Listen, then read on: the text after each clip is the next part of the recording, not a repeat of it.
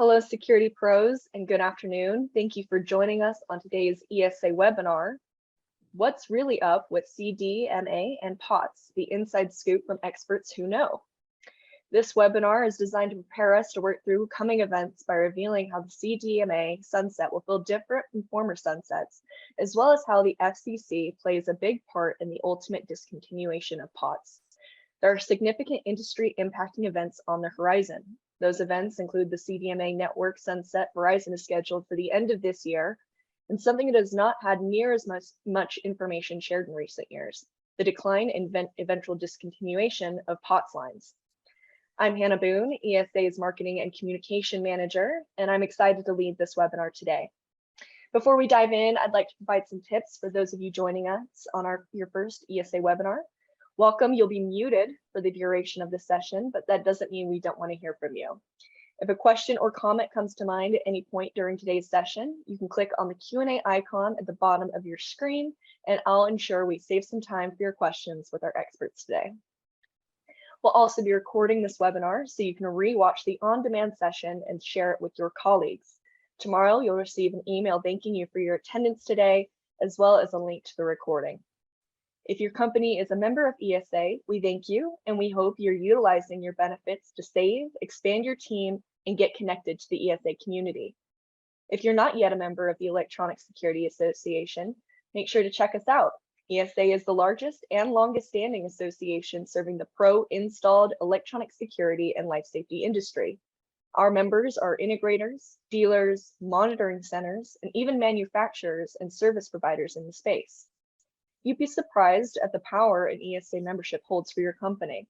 Get a feel for all the ESA benefits, including savings on business insurance, training, customized in-house onboarding and professional development programs, peer networking groups, government advocacy programs, certifications that satisfy state licensing, and in some cases are also alternatives to NICET, all at esaweb.org. One of our membership specialists would be happy to walk you through these benefits and the application process. We at ESA realize that your time is valuable, and we appreciate you spending some of that time with us today. So without further ado, I'd like to introduce Daniel Rosales. Daniel is the Senior Director of Technical Services at Telguard.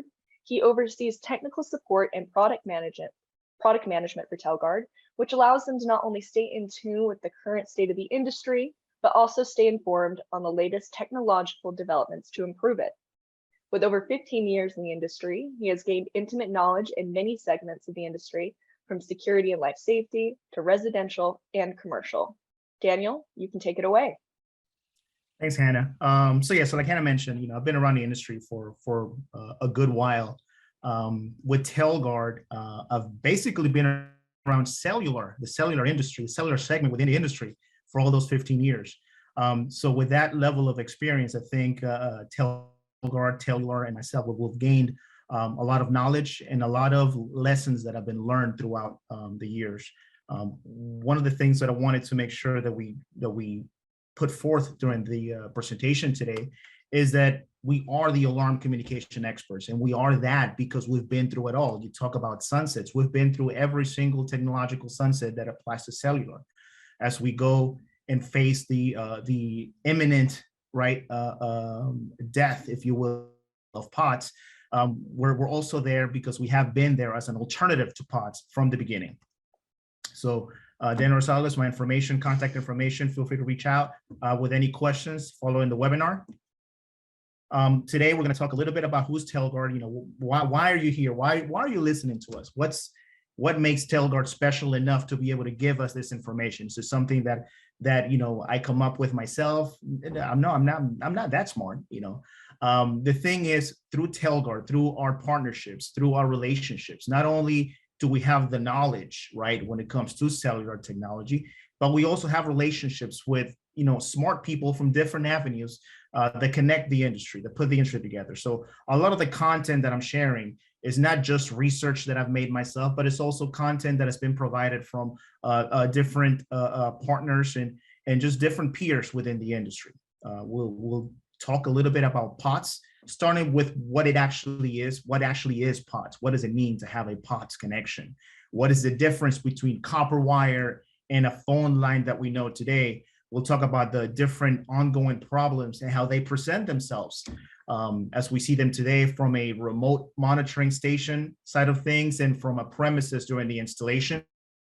And we'll talk about the regulatory changes, some of which started, many years ago and are just now resurfacing and just kind of giving us a little bit of a nudge that, hey, POTS needs to go away. Let's act on it. Afterwards, we'll talk a little bit about the second sunset, right? So we've experienced something this year. It was the AT&T 3G sunset. How does that compare to what CDMA will bring? What actions has AT&T taken versus what actions Verizon has taken to lead up to the sunset? What can we expect? With AT&T, it's been a little bit of a gray area as far as how they handled it because we had some accommodations that we were able to take advantage of. And we'll discuss that a little bit and what you should be aware of as far as those accommodations go as well.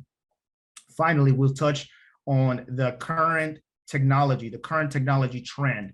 Telguard, of course, has already transitioned its entire commercial line into 5G LTE technology. There are several of our peers that are also looking at, if not already deploying, the same type of technology out there. So we talk a little bit about why we strongly believe that LTE is the future for cellular connections within the industry. And a little bit, just to kind of cap off the presentation of the Telguard lineup and the different products that we have available today. So who is Telguard, right? Telguard, I know our marketing team likes to say we created the space, and it's, it couldn't really be any truer than that. We've been around for quite some time, and our concept has always been, right, take devices that were designed to communicate in antiquated ways. You take your, I don't know, your Bosch, your Honeywell, your whatever brand system that was designed 15, 20, 25, 30 years ago, that were designed to communicate one way. They were designed to be remotely supervised using a phone connection. Well, what Telguard brings to the table is, hey, you no longer have to do that. Now we can bring it into today's age, providing you the latest cellular technology, providing you internet access without having to replace that equipment. So what Telguard does, it brings those antiquated systems, and it brings those systems that still support that level of connection, that phone connection, and brings them into today's world by being able to convert them into a cellular connection that delivers the signals through our communication center into the central stations. So I like to present this diagram to really just kind of illustrate the fact that we are not panel manufacturers. We are not fire system manufacturers. What we do is we communicate. We provide communication pathways. That is what we do. And we provide them in 5G LTE now, and we are providing internet access as well, or using the Ethernet connection. But everything is about delivering systems, delivering signals, delivering data from point A, the premises, to point B, the central station's receivers. Like I mentioned before, we've been around for quite some time. 1986 is when we were founded. From the beginning, Tellular has essentially looked to provide that alternative pathway to phone lines. 1999, we were a pretty big hit with our analog lines. And if you look at the slide in front of you, you're basically looking at a mobile device inside of a metal can with a circuit board next to it. So you're basically looking at an old school analog phone. And that's basically what an analog Telguard was, right? Moving into 2005, and we'll release the 2G devices. 2010, we finally released, because of the changes that were going on with NFPA, we were finally seeing an opportunity to introduce cellular to the commercial fire space with the first universal sole path connection communicator in the industry. In 2012, of course, we released the 3G, and moving on into today, 2016, with the LTE, and now we have a full line of commercial systems, commercial communicators that are all using that 5G LTE technology. So what really is the problem with POTS? I would like to say that the problem with POTS is that we really don't have what we know as POTS anymore. And that's really the issue. The issue is that it's not that POTS is more or less bad. is that we don't really truly have what we knew as POTS 15, 20 years ago, or even 10 years ago. So plain old telephone service. That's basically what POTS stand for. It originated back in the 1880s. It's an analog transmission system. And it's basically hasn't really changed much since inception. The concept of a twisted pair, the concept of copper wires, right? It's basically the way we were taught, the way that we learn how POTS should work.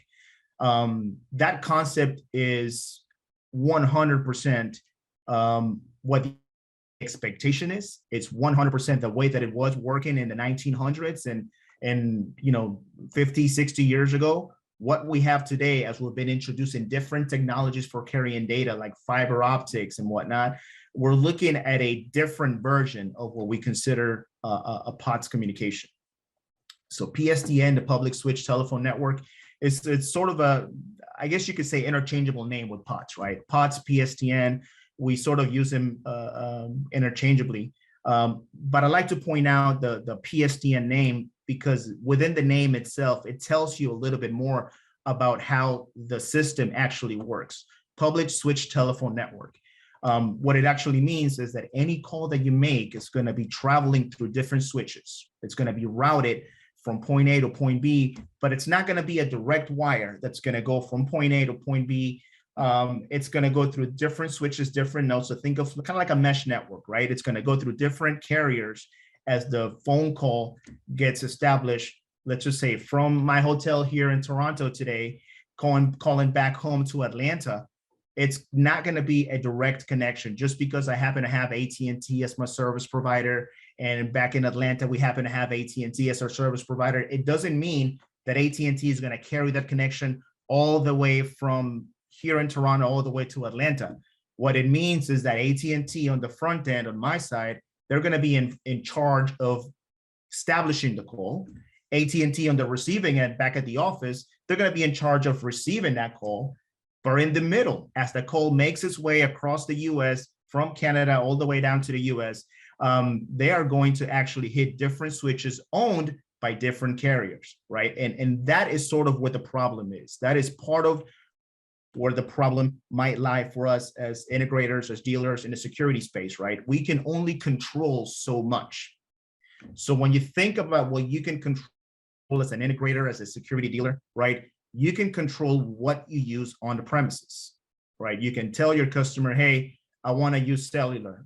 They're against it. Okay, I have a phone line. All right, fine. We'll try to use that phone line. I want to make sure that you have an adequate phone line. You can 1000% make sure that that is a phone line. You can follow the cable, you can follow the wires, and you're not seeing it connected to a router. You know that it's not one of those digital lines that we all hear about, which is a whole other issue, by the way. But you can control that side of it. So you know 100% that that is what they consider, to the best of their knowledge, a POTS, a PSTN connection. You can go back to your central stations, and your central stations will make every effort to make sure that they have the right type of connection, right? They will, and they do this every day. Central stations deal with phone connections every day of the week, every second of the day. So they'll make sure that they have the right connection on that end. However, it's not just about the endpoints. It's not just about who makes the call and who receives the call, right? Somewhere in between, there are different carriers, different switches, different sets of equipment that needs to be maintained by the different carriers that own them along the way. So that is the problem that we see between front end and back end transitions, right? We can take care of the front end transitions. We can go ahead and make sure that the premises we're protecting have the right type of setup. We can make sure that the central stations that are receiving the signals have the right type of setup. We can even test them. We can even go ahead and send a bunch of signals, as we should for fire, for example. We can send every single signal that the panel has available to us and make sure that they get to the central station. But that's today. What would happen tomorrow, the day after? That's why you have these timer tests, right, on a regular basis to make sure that the connection remains. But the problem is not that the carrier you're using, or the problem might be not that the carrier you're using did something wrong, or that the carriers that the central stations are using are doing something wrong, but that something along the way may have gone bad. So there's a natural evolution, natural technology aging, right? When you think about copper wire, when you think about POTS and all this technology, as I mentioned before, it's been around for a long time, right? A lot of the equipment that is used has been around at least 20, 30 plus years. A lot of these switches, a lot of the equipment that the system was designed to use was a lot of the equipment that was designed, that was used to design these systems, is no longer available as brand new equipment. So some of these companies that own the switches, that own the nodes, that are charged with taking care of these connections, right? They no longer have the ability to just go down to the store or go to an online provider and get brand new equipment to replace it with. So what are they doing? They're replacing parts, right? As best as they can. They're hard to come by. Some of the manufacturers of these switches, they're no longer manufacturing the actual systems themselves, but they may still be manufacturing parts to support these systems. However, that's a tough ask. That is a tough call to make, particularly when you think about the alternative, right? If you put yourselves in a business mindset with that perspective in mind that I am a business owner, I own that switch and I provide service, I provide that connectivity between point A and point B. And most of my customers are going to be those folks calling somebody, having a conversation, having a phone conversation.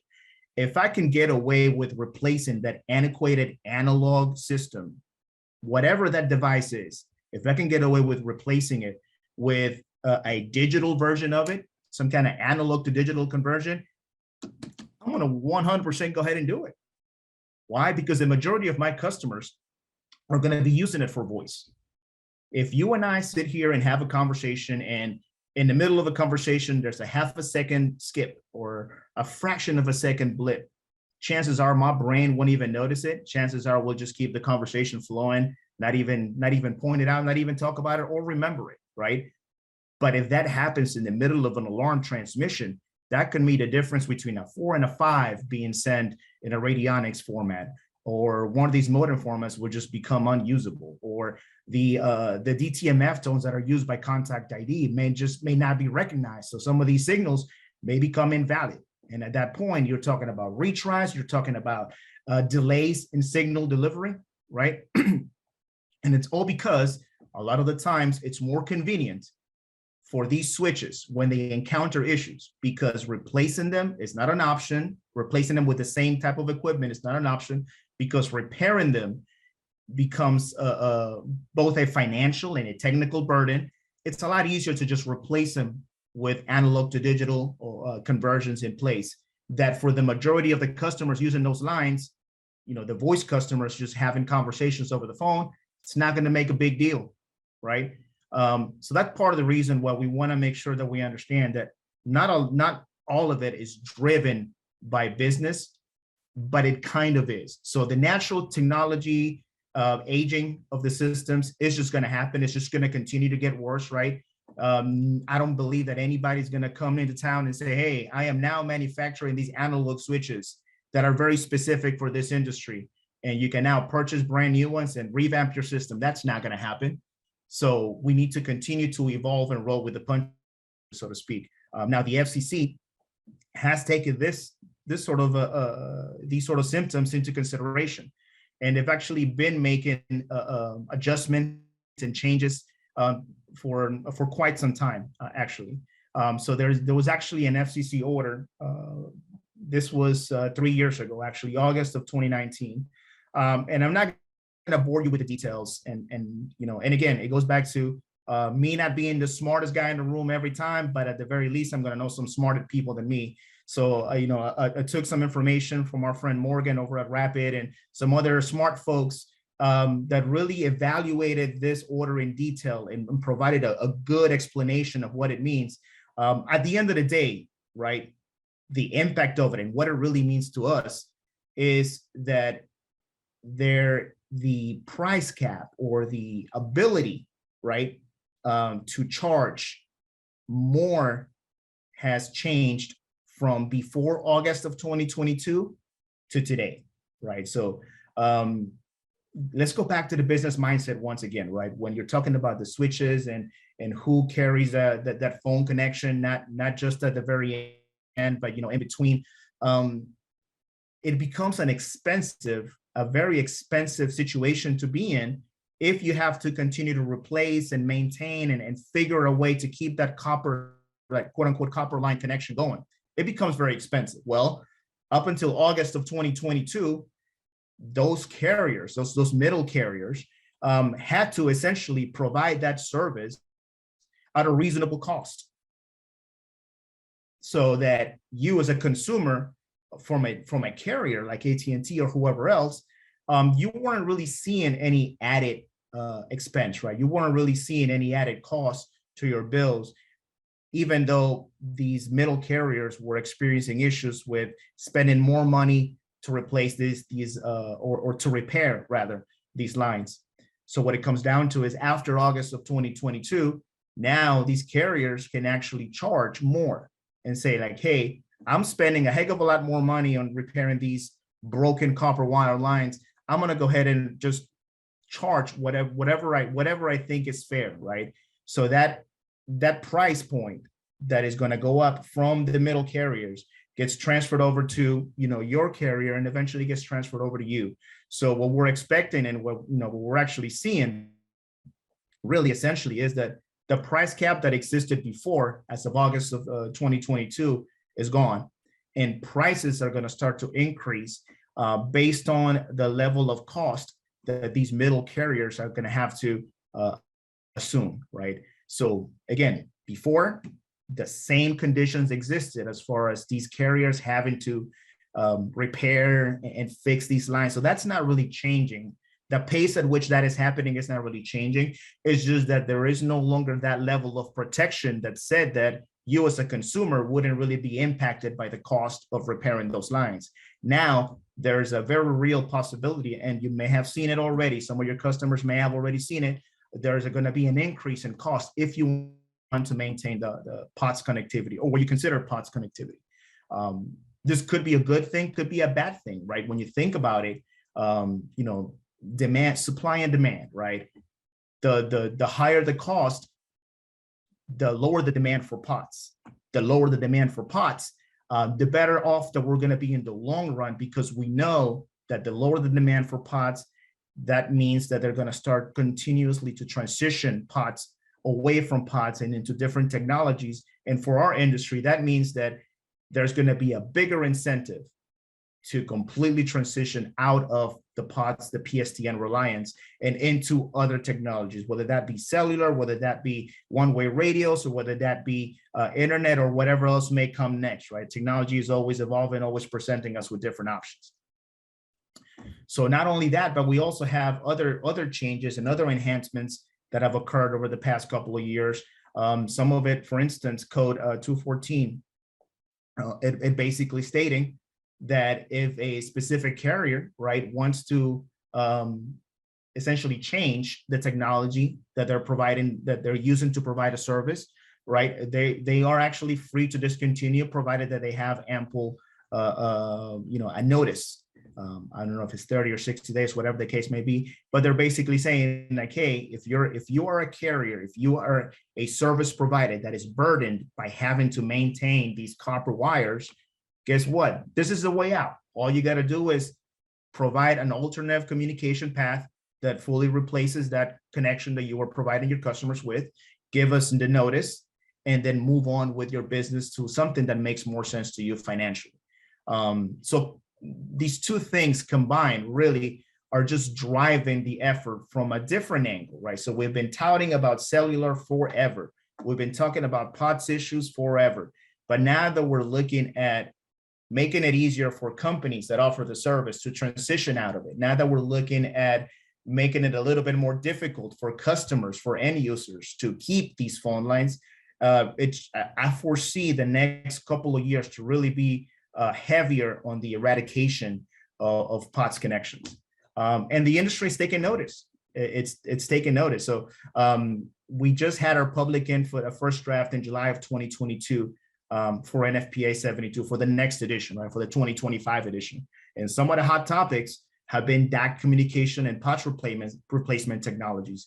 So the industry is definitely taking notice of some of these events that are happening. And I mean, to be completely fair, it's overdue. It's overdue. I remember looking at an FCC mandate back in 2011. There was a publication where the FCC basically said, you know, we're on our way to getting rid of POTS. We're definitely going to start using broadband technology as the mainstream technology for communication. And look at us, it's 11 years later and we're still dealing with it. So it's time to get on board, and it's time really to look at the alternatives that exist today. So now onto another topic that it's very relevant. It still goes to the fact that we need to make technological changes. It goes to the fact that we need to make sure that the technology we're using you know, will continue to be successful, right, and satisfies all the UL and you know, local jurisdiction requirements. So we want to talk about the 3G sunset. So what did we have? We had an announcement quite a couple of years ago, or actually longer than that, that there would be two different sunsets, right, that relate to 3G technology. So AT&T made the announcement February 22nd in 2022 that they would be essentially terminating the UMTS network, the 3G network that AT&T uses. And Verizon had a similar notification for their CDMA technology. Now, Verizon CDMA technology actually covers both the what they call 2G and 3G. So it's a little bit of a different technology, you know, TDMA based versus CDMA based. But at the end of the whole story, what it really comes down to is we received announcements that both AT&T and Verizon would be sunsetting in 2022. Now, of course, when the news came out, you know, we're like, all right, it's another sunset. Here we go again. The same thing that we've been through just a few years ago, back in 2016. I guess, you know, we just got to go through it again, right? The one thing that nobody really counted on was, you know, the pandemic, right? And we've all been impacted by it. Our inability to get out to the sites, our inability to for several months to be in people's houses and start the transition, the unwillingness to, you know, from some of our customers to even receive our calls when it came to something like this, right? It was a definite hit in the industry, right? And that is part of the story for the AT&T Sunset. So the AT&T Sunset was originally scheduled for February 22nd of 2022. The alarm industry, the AICC committee, tried their best to put a lot of pressure with the FCC, with government bodies, to try to advocate to AT&T that, hey, this was not a normal year, right? Had this been a normal year, we would have been better prepared for the AT&T Sunset. But it wasn't a normal year. We've had limitations. We have chip shortage issues. We had all kinds of shipping issues. As an industry, we've had all of these things against us that would have prevented us from doing the transition in the normal way that we would normally handle. We did not get a real acceptance, I guess, if you will, of a postponement of the sunset. But what we did find from our dealing with it, right, from taking a feel for our units in the field and figuring out how they're performing, it did not actually start on February 22nd. The way that AT&T handled it, first of all, they were able to provide a mitigation plan for some of their customers. So provided that your cellular device, your cellular radio had the right components, provided that your SIM card was the right type of SIM card, they were able to provide a roaming option for some of us. And Telguard, of course, was able to take advantage of it to where we were able to roam onto the T-Mobile network for those units that were meant to expire, right, at the sunset. So that was a last minute change. We were able to run with it, roll with that plan. We were able to salvage a lot of the units. They didn't actually start doing the market shutdowns until about March, and it was a very slow rollout. Just from us taking a look at the units and the way that we're performing, and still looking at units coming up on a 3G network on AT&T, they didn't really finish. They didn't really hit all the markets until June of 2022.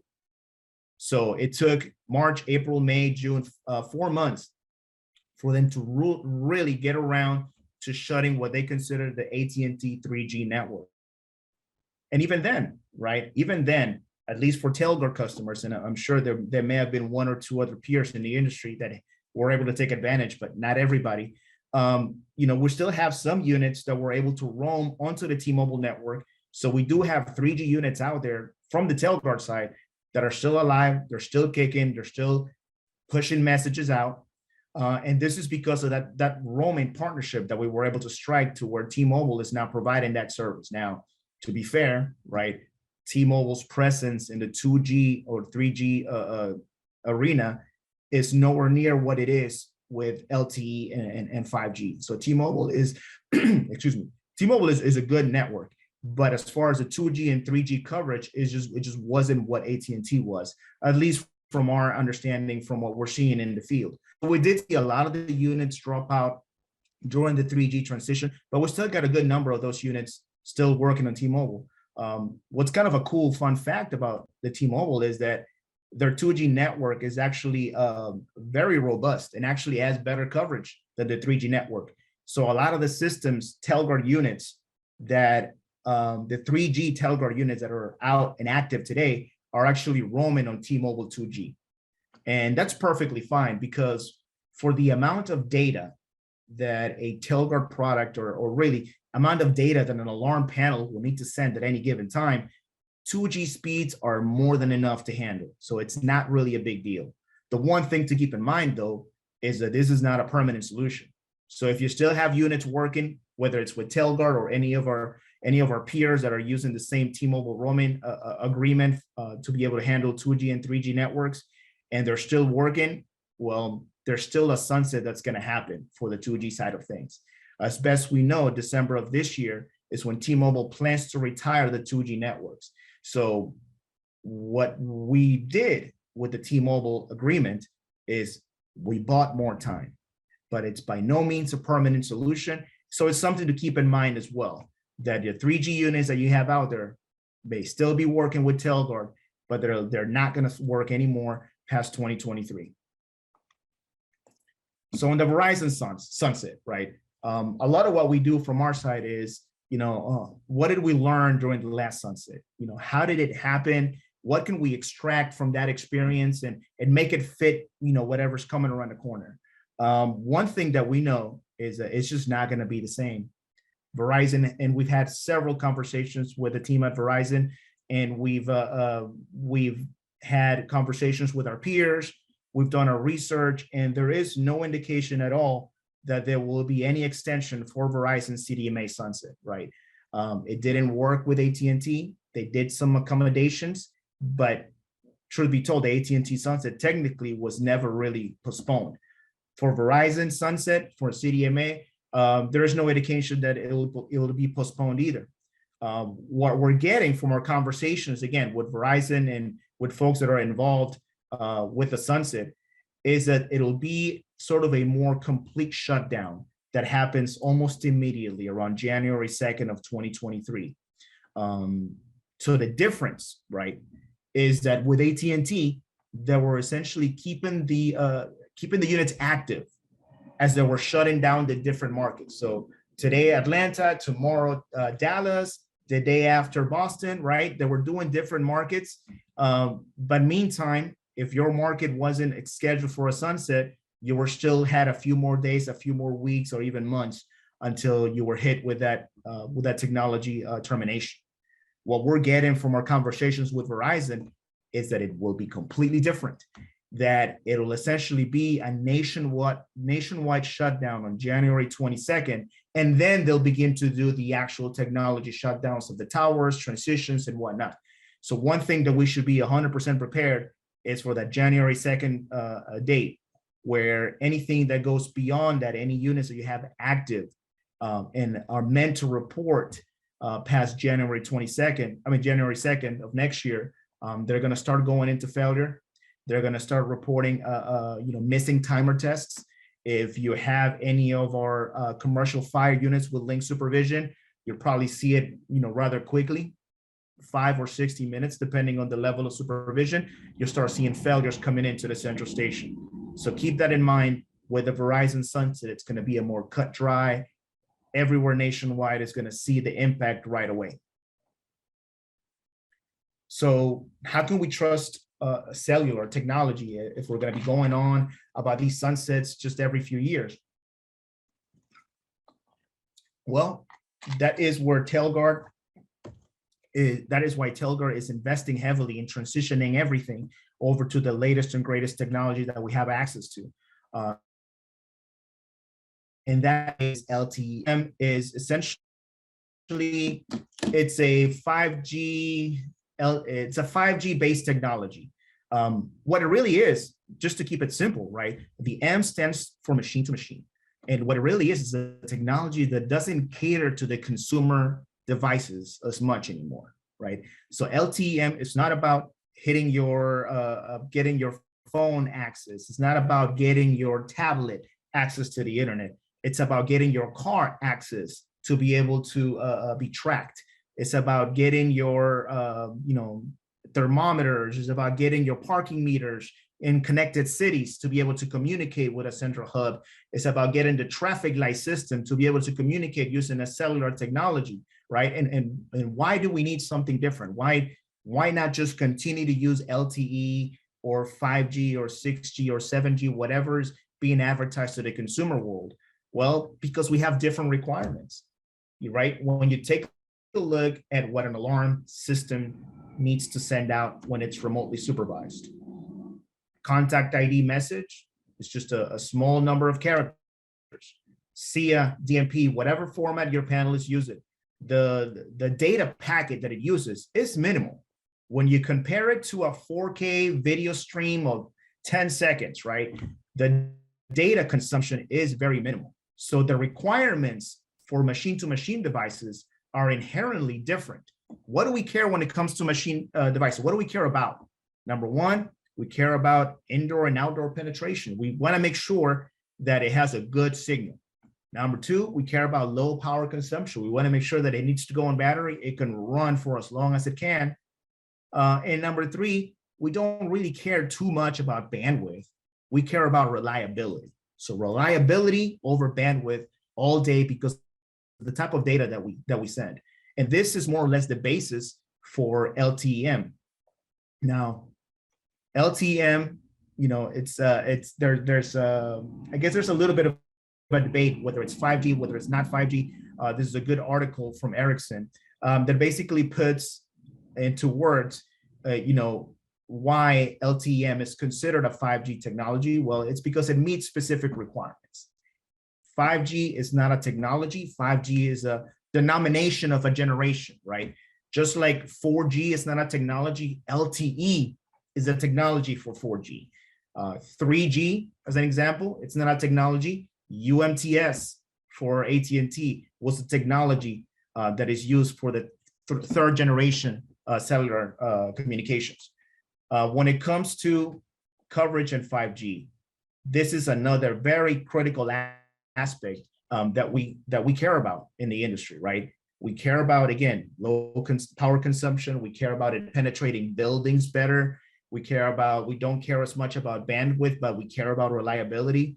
Well, when it comes to the cellular component itself, right, we care also about the coverage. We want to make sure that it has good coverage, and we want to make sure that it exists, that it's capable of lasting as long as possible before the next sunset. And that is exactly what LTE-M provides us. So LTE-M provides us with a path to exist once LTE goes away.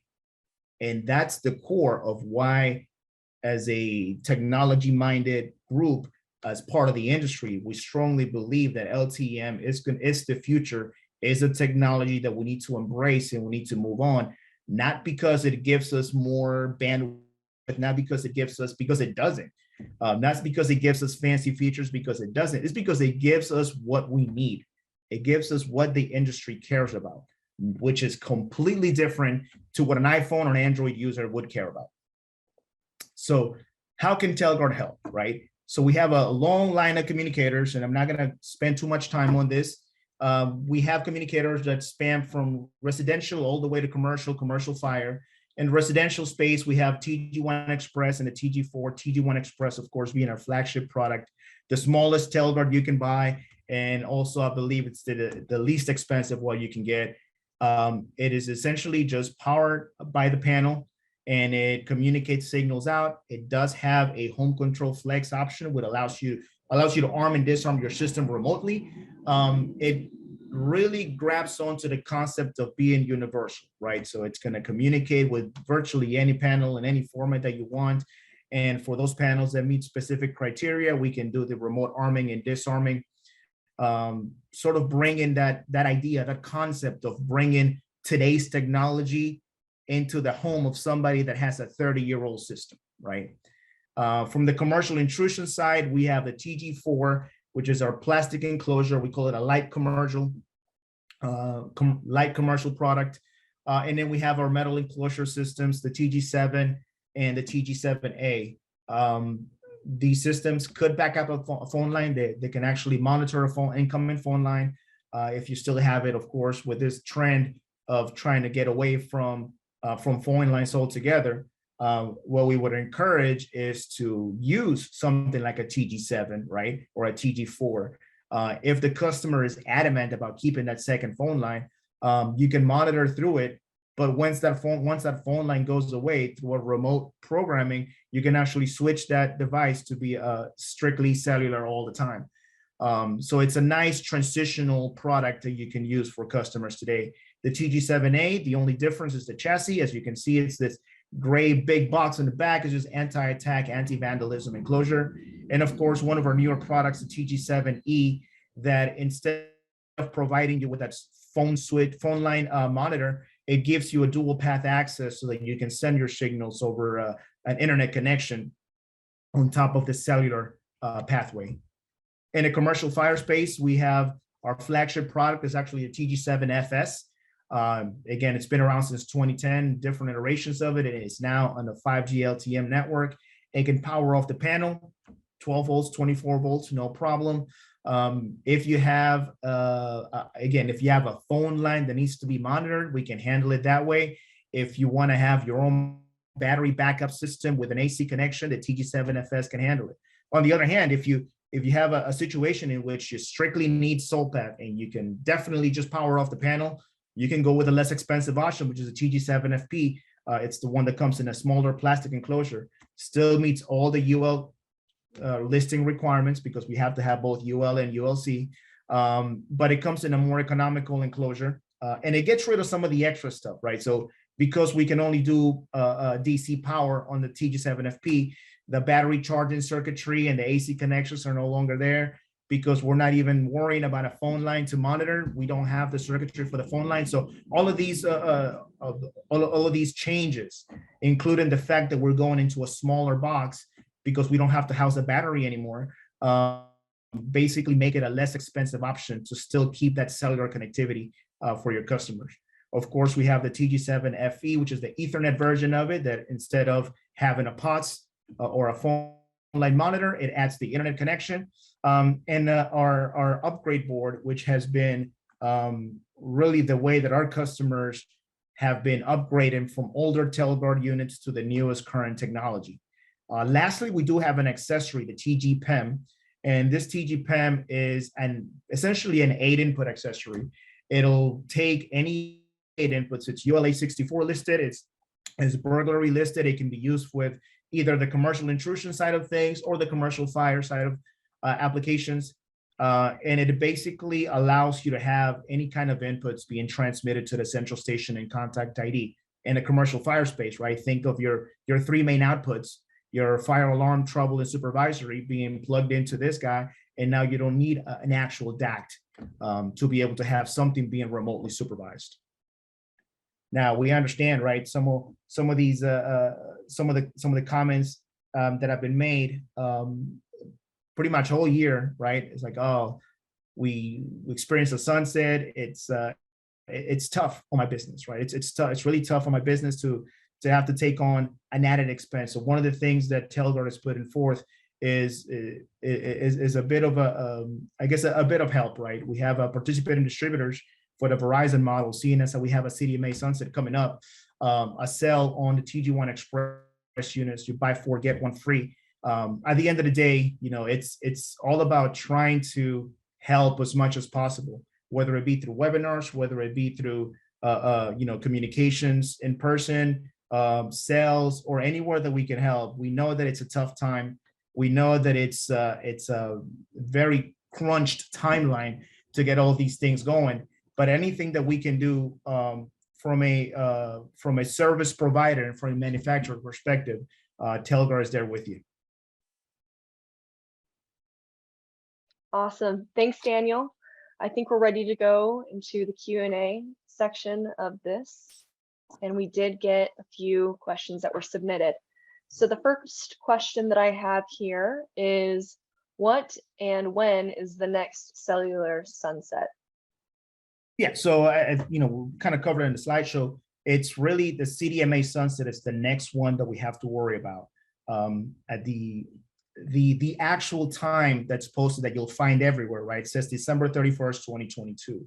Through conversation with AT&T, we're getting January 2nd of 2023, but the 3 days is not going to make a difference. So let's just make sure you're on board with replacing everything before the holidays if possible.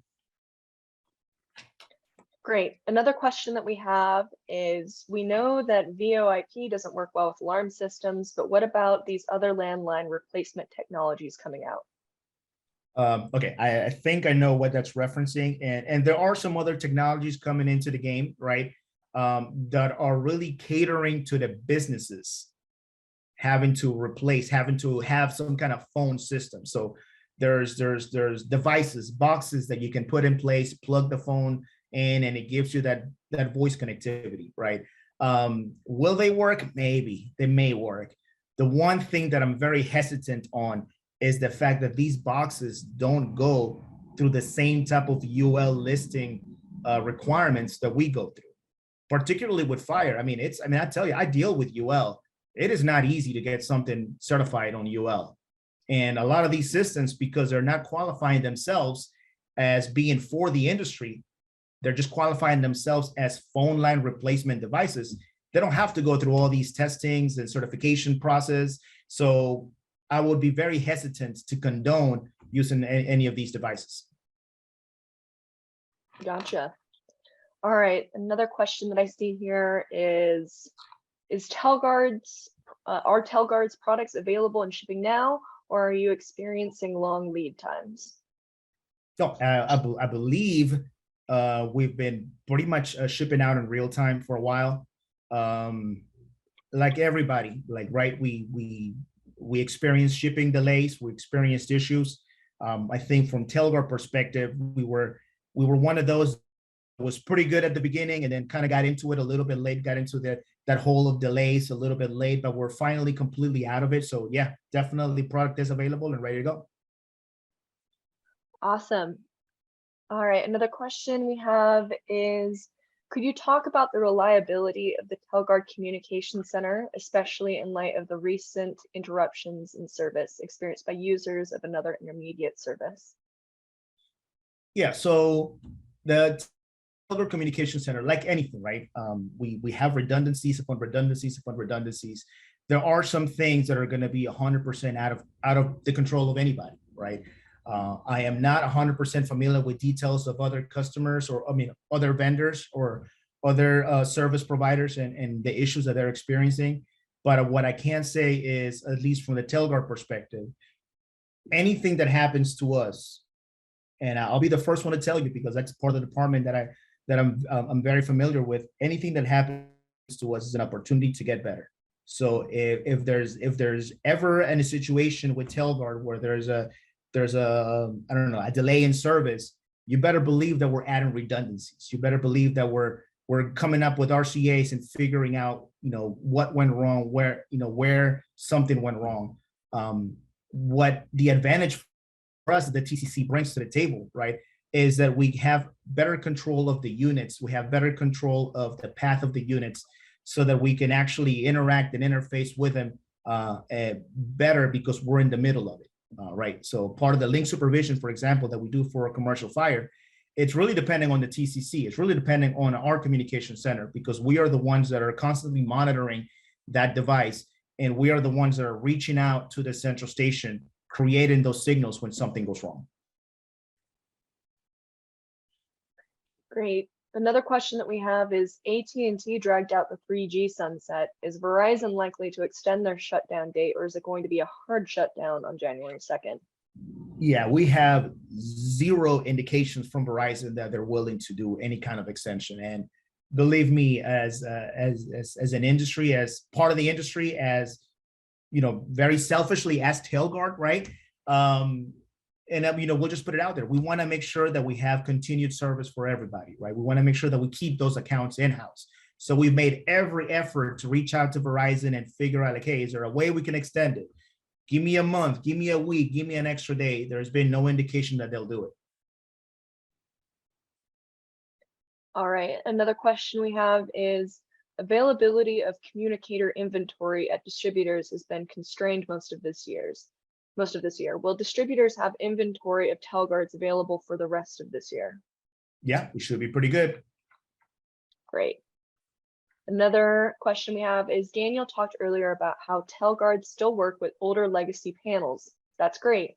So could you give me a couple examples of just how old some of those panels might be and if they're still serviceable? Yeah, so let's go back to 4x2 and 3x1 pulse formats, right? We're talking about Contact ID. The last edition of Contact ID came out, what, 1999? Or we're looking at pulse format being way, way older than that. 1999 is, 23 years ago. Pulse ID, pulse format is 30, 40 years old. Those systems, they're still kicking around. The old the FBI systems, the old MOVE systems, names that you don't even come across anymore, right? We can still deal with those because we can interface with the 4x2 and the 3x1 format that they may have access to. So I like to say that Telguard is more format compatible as opposed to brand compatible. So just look at the formats that we can support and you have a good list of the panels that we can support. All right, another question we have is, how do the new products initiate a phone line failure at FACUs that use a DACT interface? Hopefully I said those acronyms correctly. Yeah, so the Telguard's motto, right, when it comes to that is we want to make sure that we only acknowledge the panel if we know we can deliver the signal, right? So what we do with the DACT is we basically remove the dial tone. If there's a situation in which the Telguard is no longer being able to receive acknowledgments for all the data packets that we send for link supervision, we'll remove the dial tone. If the signal strength of the unit drops to non-existent, we'll remove the dial tone. If there's an issue to where we send a message out, we think we're okay, we send a message out, but we never get any kind of response back. And after many, many tries, we're still not getting anything back. We're thinking there's an interference issue with the radio. Guess what? We're gonna remove the dial tone. So the fire systems are gonna monitor that dial tone consistently throughout the day. So by us removing the dial tone, we're basically creating that telco failure within the panel that would alert that something is going on. Great. All right, another one we have is, I probably have some CDMA and even some 3G Telguards that will have to be replaced. Is there a place on telguard.com where I can look up units by serial number and easily tell which units will have to be replaced? Yes, actually there is. If you don't even have to log into the portal. There is a within the telguard.com portal, there is a sunset page. And it's a very basic search field where you just put in the serial number and it'll tell you whether it's a CDMA, 3G, or LTE and beyond technology. Great. Okay, let me see. Another one we have here is, okay, not a question, but a compliment. Telguard has been advising security dealers of these two carrier-driven technology migrations for several years now, so this didn't hit anyone by surprise. We've had the time to plan our business to accommodate our commercial and residential security customers. That's right. I think everybody in the industry that has been involved with cellular technology, right, has made a pretty good effort at trying to prophetize, trying to tell the world that, hey, this is happening.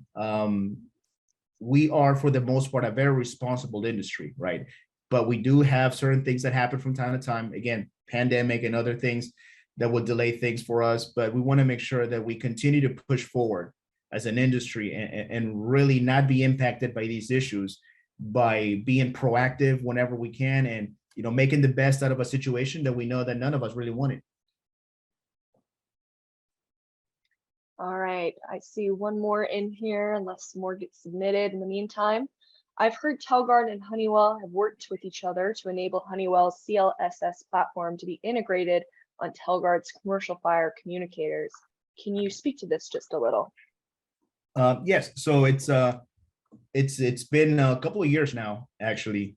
And yes, through a partnership with Honeywell, we're basically providing a Telguard communicator under the Honeywell brand that will integrate with CLSS. So it basically, what it does is it provides the information directly into the CLSS cloud so that Honeywell's cloud can manipulate that data and present it to its consumers, to the app users, to the CLSS app users in a way that is 1000% more digestible, right? Because at the end of the day, right, we have the data. Telguard will consume the data from the panel. But what we do with the data today for a standard Telguard unit is we deliver it to central station. And then the central station consumes that information, dispatches, and does with it what they should. What we're doing is we're still delivering that data, but now we're also delivering it to the CLSS cloud. And smart folks at Honeywell are basically taking that data, manipulating it, and presenting it in a way that is really advantageous for the CLSS customers. Great. It looks like we did get another question submitted. If a system is using a DACT, would the new Telguard units basically be invisible to the central station? Would the signals be able to come in on the same receiver line card? Absolutely. So there's a couple of things, right? Through the Telguard portal, we have what we call a serial number swap. So you're basically going to pull up an old Telguard unit, whatever you're replacing. You put in the new serial number, you hit swap, and all the configurations, everything about that old unit gets transferred to the new unit, including the way that it communicates with the central station and everything else in between. So yeah, so to the central station, it would be transparent. The only thing that I would say that would perhaps look a little bit different is if we are actually delivering that signal to the central station using something like XML or IP delivery. But in any case, the difference wouldn't really be something that a central station would take note of. All right, well, that's all the questions that we have submitted right now. So thank you so much, Daniel. Is there anything else that you'd like to go over in the meantime? Maybe some contact info? I think that's everything on our end. Yeah, so again, I mean, thanks everybody for your time.